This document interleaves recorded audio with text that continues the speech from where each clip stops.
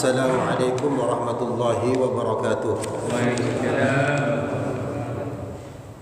Alhamdulillahi rabbil alamin wa bihi nasta'inu ala umuri dunya waddin. Wassalatu wassalamu ala asyrafil anbiya wal mursalin, amma ba'd. Alhamdulillah, kita ketemu lagi untuk kembali mengkaji kitab Nashai'ul Ibad yang berisi tentang nasihat-nasihat untuk kita sebagai hamba Allah Subhanahu wa taala. Kita sudah sampai masih bab yang kedua, halaman keempat, baris ke dari bawah 1 2 3 4 5 6 7 8 9 10 11 12, baris 12 dari bawah halaman 4. Bismillahirrahmanirrahim. Fa inna mukhalatati ahlillah taksib ahwalan saniyah. Maka sungguh berbaur dengan ahlillah. Ahlillah di sini keluargani Allah, maksudnya para ulama.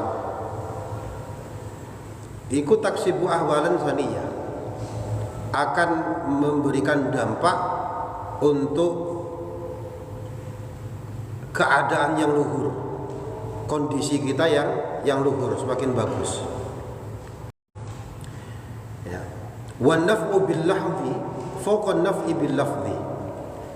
Manfaat pandangan itu berada di atas manfaat ucapan. Nah, ini jadi kalau kita kumpul sama para ulama itu lebih bagus. Ya. Kenapa? Karena kalau kumpul sama para ulama itu dapat pandangan dari para ulama. Ulama kiai ini ningali sampean. manfaat pandangan mungkin bagi kita nasihatnya para ulama ini kan manfaat, tapi sebenarnya yang lebih bermanfaat itu pandangan beliau.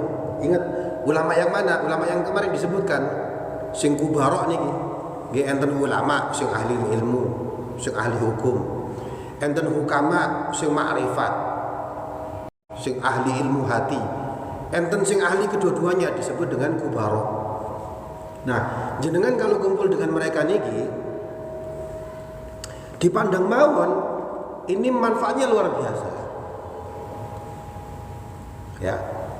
Manfaat pandangan dari para ulama, dari kiai itu lebih bermanfaat daripada manfaat ucapan.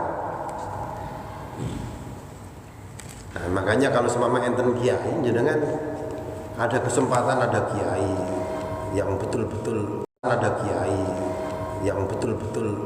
masyhur, kita ketahui beliau ini memang ahlillah,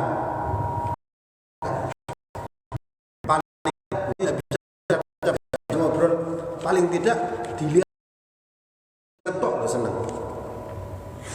Makanya saya juga ada hadis, kalau enten hadis ngapunten kula ngempet permen, lek gak ngempet permen gak iso ngomong watuk soalnya. Musalsal birru'ya. Apa musalsal birru'ya itu? Apa namanya, pandangan. Jadi saya memandang matanya guru saya. Guru saya ini matanya pernah memandang matanya gurunya. Gurunya pernah memandang matanya gurunya, terus sampai memandang matanya Rasulullah. Nah, itu ada 3 hadis katanya kiai saya niku.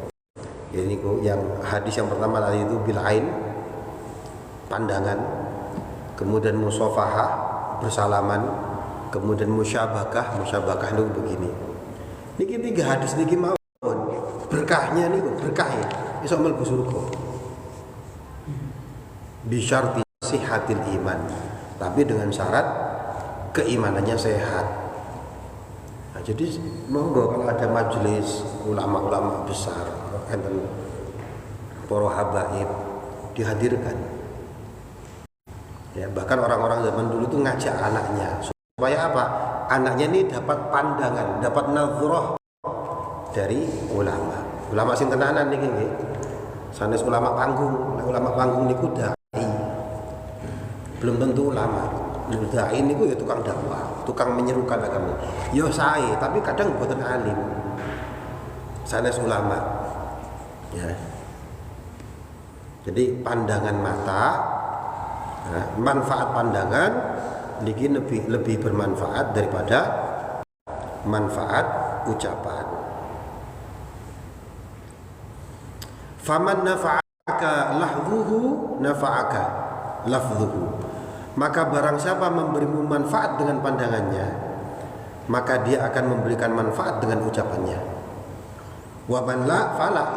Tapi kalau dengan pandangan aja gak tidak memberikan manfaat, ya berarti dengan lafaz juga tidak mendapatkan manfaat. Dan itu jadi salah satu manfaat kita kumpul sama para ulama. Cek kecipratan. Ya. Dan minggu kemarin dipanggil sama kiai, saya datang. Ningali tok sewenang. Hanya melihat. Ya duduk-duduk yang saya dipanggil ini boten ngertos untuk apa. Ternyata beliau sedang kangen sama Rasulullah. Ngono toh iku aja di pelajaran berharga, pandangannya saja luar biasa, apalagi ucapan-ucapannya.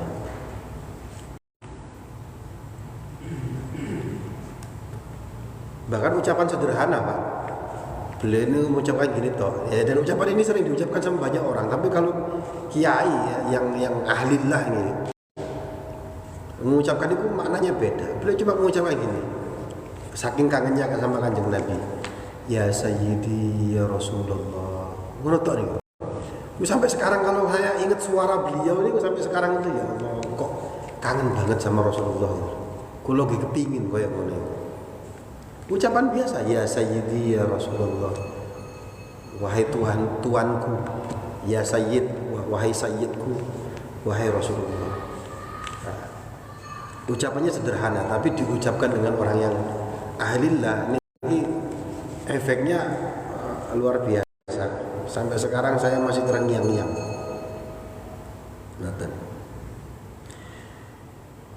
Wa kana Sahrawardi, dan konon Imam As-Sahrawardi pernah yatufu fi ba'di Masjid Al-Khaif, pernah keliling di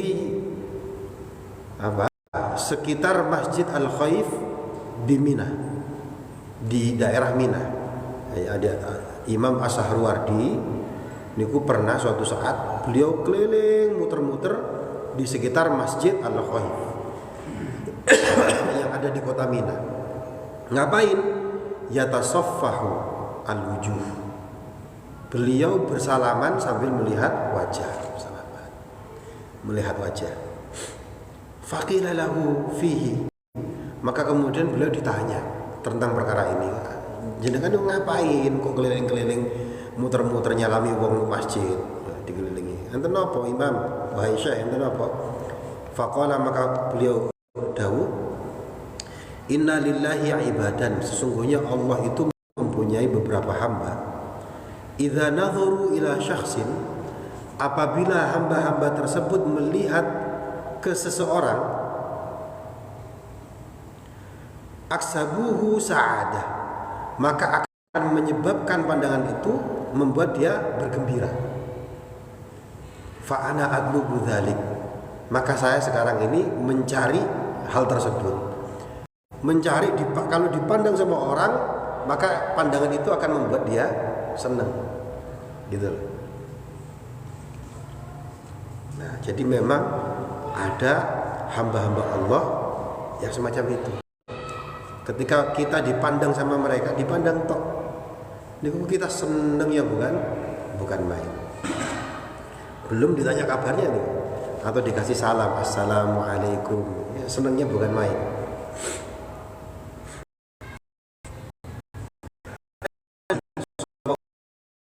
Rasulullah bersabda, zamanun, nanti akan datang suatu zaman, ala ummati, ya, di atas umatku, yafirruna minal ulama wal fuqaha, yang mana umatku ini mereka lari dari para ulama dan fuqaha, ulama dan ahli fikih, mereka lari.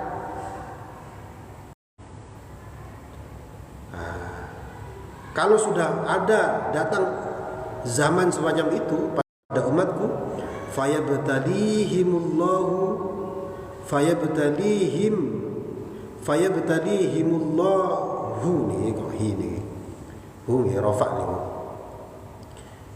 fayabtali, maka nguji him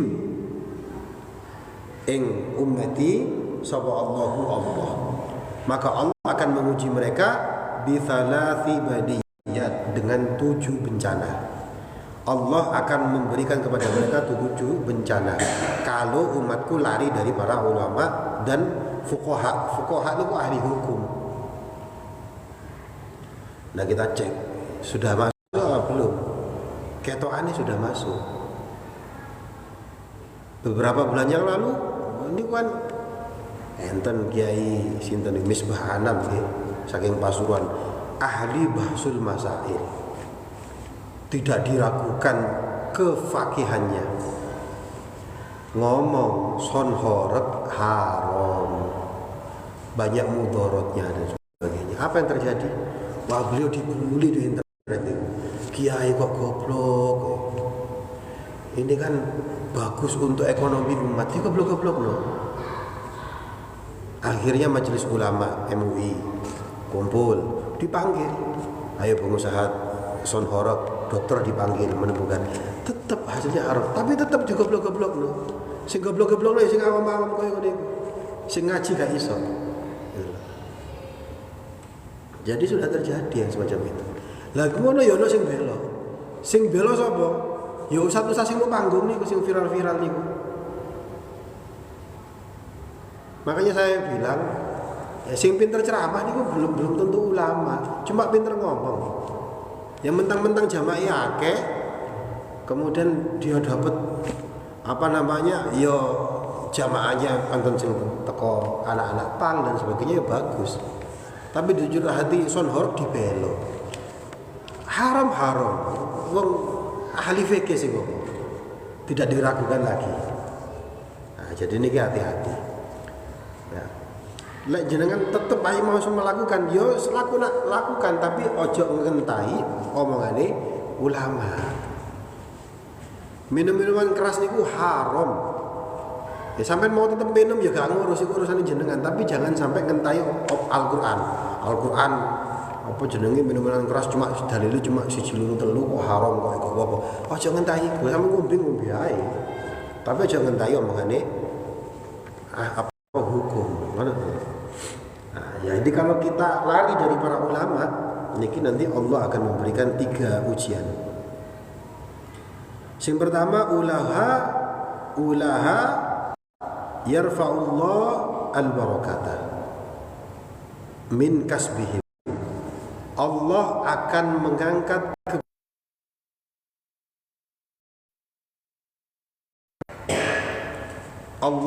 mengangkat keberkahan dari usahanya. Berkah niku napa sih? Ziyadatul khair. Bertambahnya kebaikan. Hasil usahanya walaupun dia tidak banyak, sedikit. Secara hitung-hitungan matematis mungkin kurang. Tapi kalau berkah itu cukup. Ya, keluarganya sehat, anak istrinya sehat, makan ya cukup. Nah, itu berkah. Tapi kalau gak berkah walaupun dia kaya, kayanya bukan main. Anak istrinya sakit-sakitan. Ya. Keluarganya permintaannya aneh-aneh. Sehingga kurang terus. Kenapa? Gak berkah. Ini gak berkah. Yang kedua, kalau kita jauh dari para ulama adalah wasaniyah, yang kedua yusallitullahu ta'ala alaihim sultanan zaliman. Allah akan memberikan kekuasaan kepada mereka. Siapa? Sultan yang zalim, pemerintahan yang zalim. Mereka akan dipimpin pemerintah yang zalim. Zalim itu apa? Tidak menempatkan sesuatu pada tempatnya, gak ngurus. Bahkan pemerintahannya yang harusnya ngurus kita malah korupsi.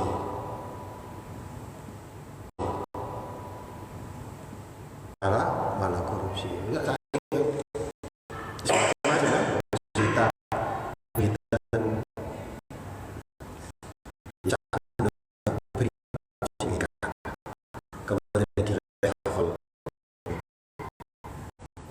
Dan sing bahaya niku lek sing pemerintah melu-melu saya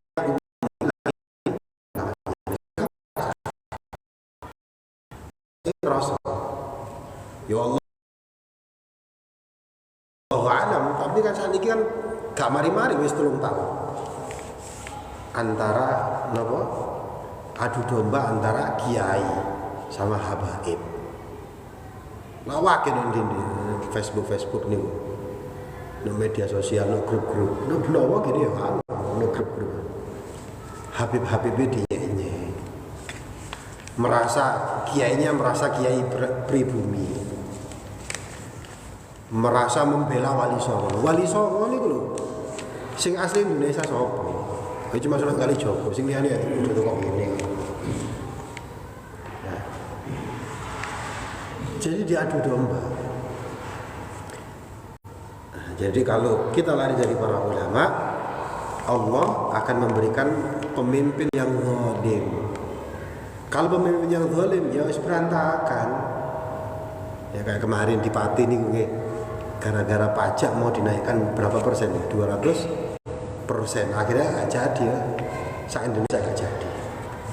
Itu coba kalau tidak jadi. Orang nggak ada yang tahu, tiba-tiba kok dolarang kabeh, ternyata pajak dinaikkan. biaya-biaya dinaikkan semuanya. Watsalitsatu yakhrujuna minad dunya bighairi iman. Ini sing paling serem. Yang ketiga, kalau kita lari dari para ulama, ya, yakhrujuna bakal podo metu sapa umatku minad dunya, dari dunia ini, bighairi iman, tanpa membawa iman. Dia akan mati tanpa keimanan, naudzubillah.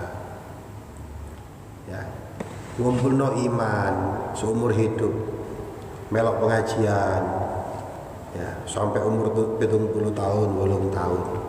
Tapi ngedoi ulama. Makanya ulama itu hati-hati. Sampai nggak kenal. Saya ini gitu, ya Allah, kenal aja orang. Tapi nyelatu no internet. Kenal aja orang. Ya, nggak kenal sama Gus Mus, ketemu aja orang. Tapi dinyek-nyek. Nah, jadi diem saja. Lek gak cocok wis meneng. Kok beda karo ustadku? Ya, saya kalau lihat di YouTube kok karo beberapa ustadz juga cocok. Kok ngene, kok ngene. Ya, yang dikritik ya pemahamannya, ajarannya. Gitu loh. Lek gak ngerti ya meneng. Berarti ya, mungkin kita yang kurang paham. Nah, dicelatu. Nanti khawatir kita keluar tanpa keimanan. Nah, makanya kita ngaji ini perlunya untuk mengetahui hal-hal yang semacam ini. Kalau nggak ngerti ya ngomong sakarepe dhewe. Apalagi zaman sekarang ya, zaman internet. Wong iso ngomong sakarepe dhewe, gak wedi. Wong presidennya dicelatu kok. Di media sosial. Zaman biyen sapa sing wani? Ya, ngomong saiki apa meneh wis ilang sampe. Saiki semuanya. Ya.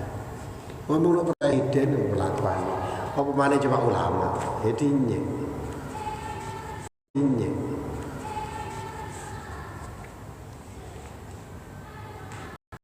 Ali Umar bin Hafid nih, ulama besar diakui seluruh dunia. Kalau ningali di internet di YouTube wajahnya dia enggak dijajarno karo asu, kurang ajar. Padahal ulama besar kayak gitu. Dikasih gambaran-gambaran yang tidak senonoh. Misal suatu saat dia mau taubat, dia minta maaf. Ya apa cara maafnya? Minta maafnya gimana? Oke, beliau seorang ulama mungkin akan memaafkan. Tetapi murid-murid yang sakit hati itu berapa ribu murid yang sakit hati itu, ya apa minta maaf ya? Hanya karena satu perilaku. Nah, jadi hati-hati.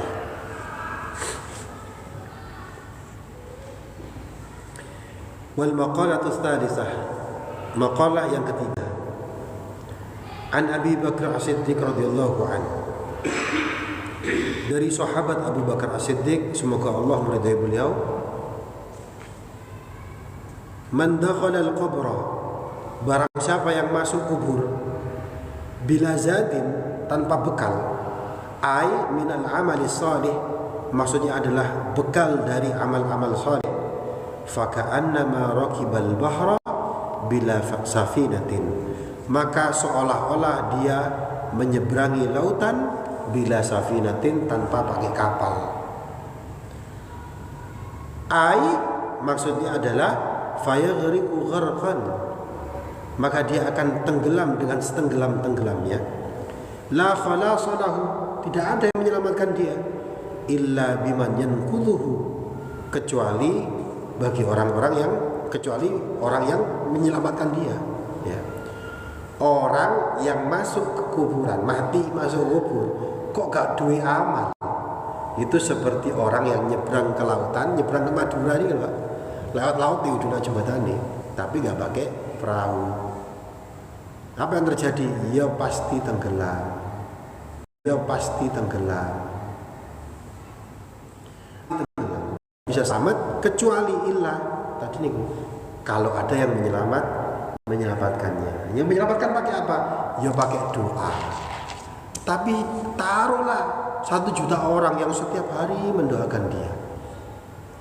1 juta orang itu nanti ujung-ujungnya ya akan mati juga, habis juga.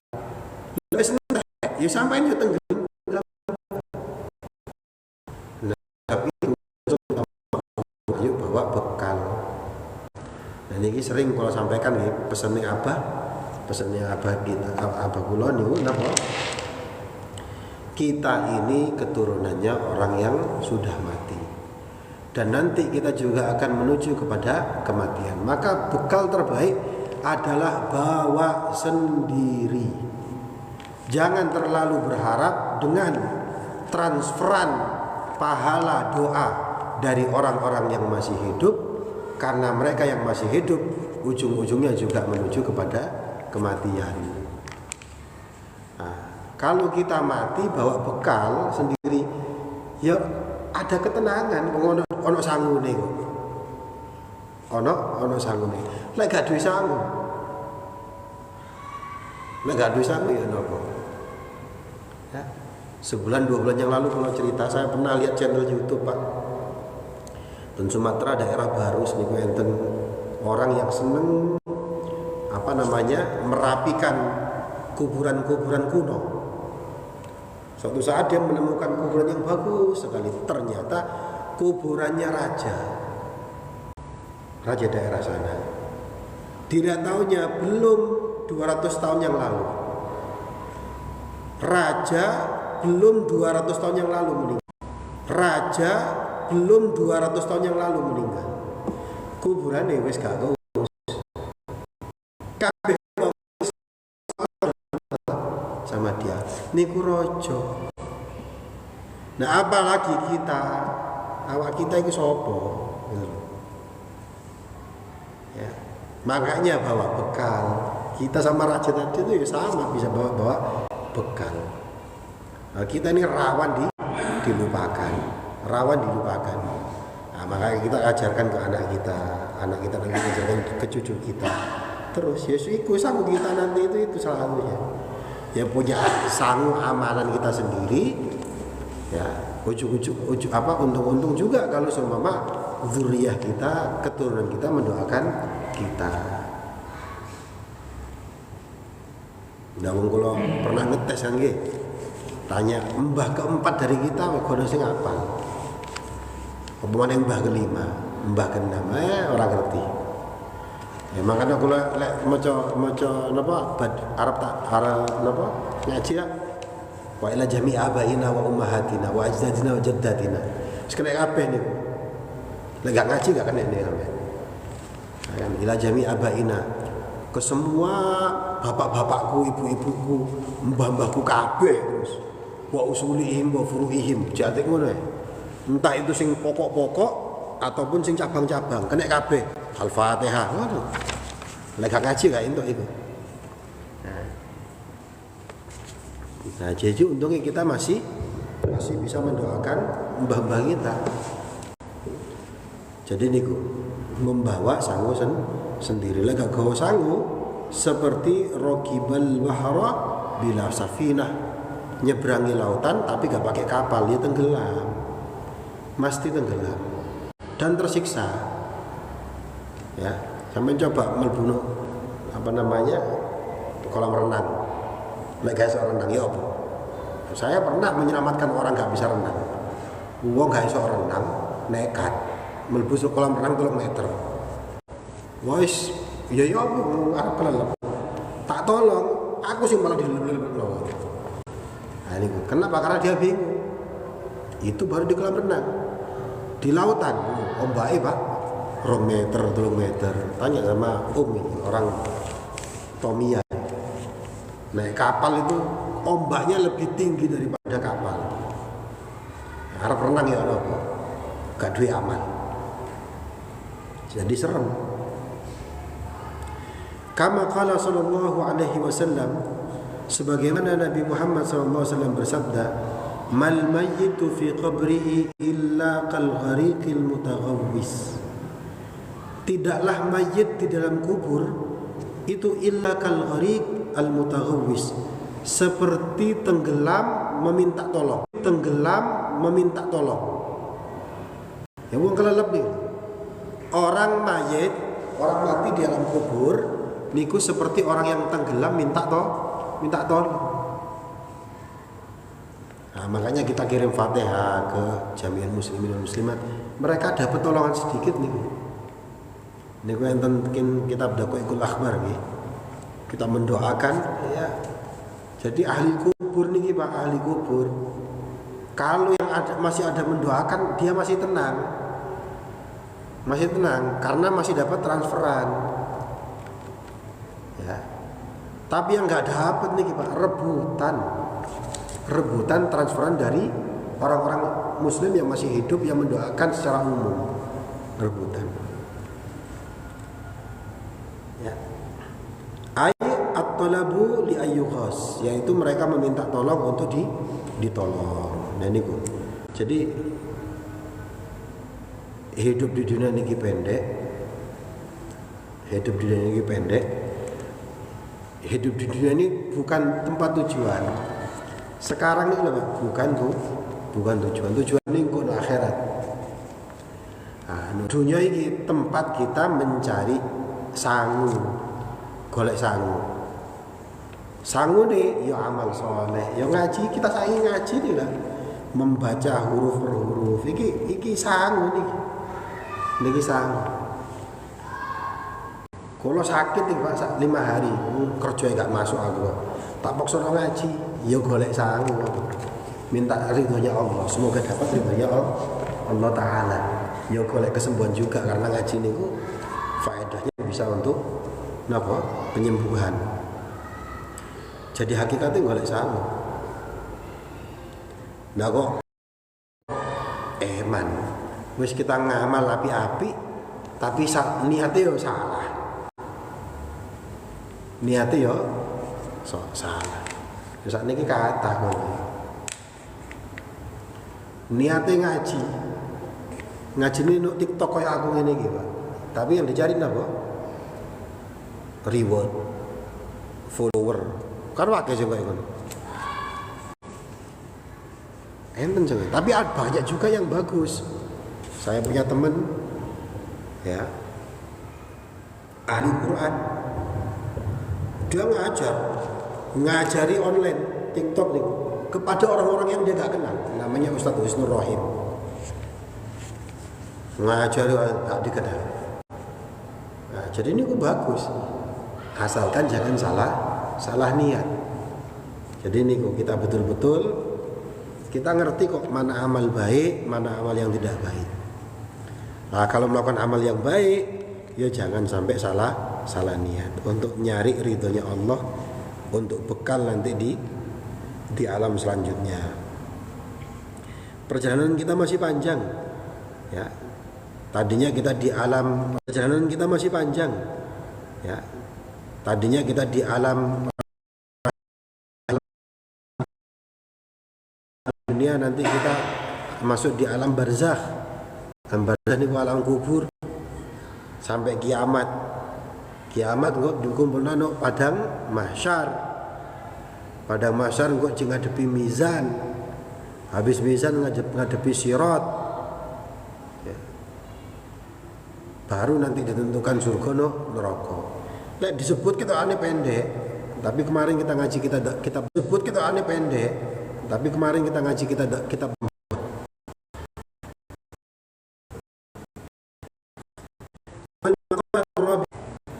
An Umar radhiyallahu an, dari sahabat Umar, semoga Allah meridhai beliau, nuqila an Syekh Abdul Mu'ti As-Samlawi, dinukil dari Syekh Abdul Mu'ti As-Samlawi, anna Nabi sallallahu alaihi wasallam qala li Jibril alaihi salam, sesungguhnya kanjeng Nabi Muhammad SAW berkata kepada malaikat Jibril, berkata gimana? Sifli hasanati Umar, wahai Jibril, tunjukkan kepadaku kebaikan-kebaikannya Umar. Faqala, maka kemudian Jibril berkata, lau kanatil biharu midadan, seandainya lautan ini menjadi tinta, wasyajaru aqlaman, dan pohon-pohon ini adalah bulpennya, lama hasortuha,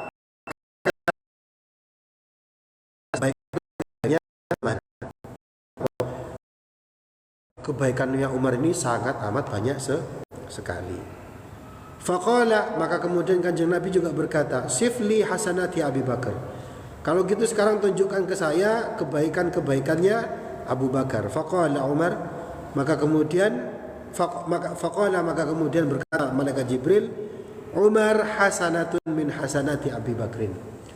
Umar itu cuma satu kebaikan dari banyak kebaikan-kebaikannya Abu Bakar. Artinya apa?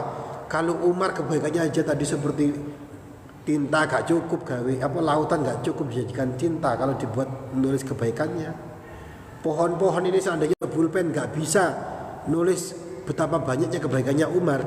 Nah, Umar itu cuma satu kebaikan dibandingkan kebaikannya sahabat Abu Bakar As-Siddiq. Artinya apa? Lebih utama Abu Bakar As-Siddiq, lebih banyak kebaikannya. Sampun adzan. Dereng. Dirut mana ya? Lanjut ya. Izzud dunya bil mal wa izzul akhirah bi salihil a'mal. Mulyane dunya iku dengan harta. Sedangkan mulianya akhirat, kemuliaan akhirat itu dengan amal soleh. Maka maksudnya adalah fala tataqawwa umurud dunya wala tasluhu illa bil amwal. Umurud dunya wala tasluhu illa bil amwal. Ya, perkara-perkara dunia itu tidak kuat dan tidak selamat kecuali dengan harta. Ya, jadi sampean kepengin ape dunia tok duit kudu sugih. Tapi ini kan bukan ajaran orang Islam ngejar duit. Lek kepengin sampean dunia tok, ape dunia tok ya ngejar duit. Api no dunia tok ya ngejar duit. Wala tataqawwa umur akhirah wala tasluhu illa bil a'malis salihah. Sedangkan ya tidaklah kuat perkara-perkara akhirat dan tidak selamat perkara di akhirat itu kecuali illa bil a'malis salihah, kecuali dengan amal-amal soleh. Dan kita sikapnya orang Islam bagaimana? Ya dua-duanya penting, dunia dan akhirat itu penting. Ya, katanya Kanjeng Nabi apa? Ish fid dunya ka'annaka ta'ishu ghadan. Kama ta'ishu abadan. Hiduplah kamu di dunia. Ya, bekerjalah. I'mal li dunyaka. Bekerjalah kamu untuk kebahagiaan duniamu. Seolah-olah kamu akan hidup di dunia selama-lamanya, seolah-olah ya, tapi kan enggak. Dan beribadahlah kamu untuk akhiratmu seolah-olah kamu mati besok. Nah, ngono ajarane. Jadi kerja tenanan, ibadah ya tenanan. Wallahu a'lam bissawab. Sama-sama baca surah Al-'Asr. Bismillahirrahmanirrahim. Wal 'asr innal insana lafi khusr illa alladhina amanu wa 'amilus solihat wa tawassaw bil haqqi wa tawassaw bis sabr. Shadaqallahul 'azim. Assalamu alaikum warahmatullahi wabarakatuh.